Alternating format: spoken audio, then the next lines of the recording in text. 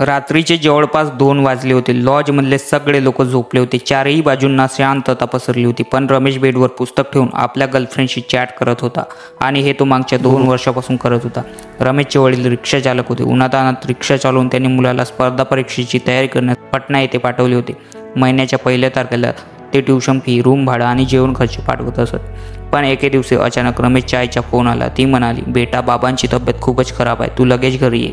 हे ऐकताच रमेश धावत पडत हॉस्पिटलला पोहोचला. तिथे पाहतो तर त्याची आई डॉक्टरसमोर हात जोडून रडत होती आणि म्हणत होती, डॉक्टर साहेब, तुम्ही ऑपरेशन करा. मी 5 लाख नाही तर 10 लाख देईन, पण मला थोडा वेळ द्या. आता माझ्याकडे पैसे नाहीत. मी एका रिक्षा चालकाची बायको आहे. पण डॉक्टर प्रत्येक वेळेस एकच गोष्ट म्हणत होती, आधी ॲडव्हान्स पेमेंट करावेच लागेल, तेव्हाच ऑपरेशन होईल.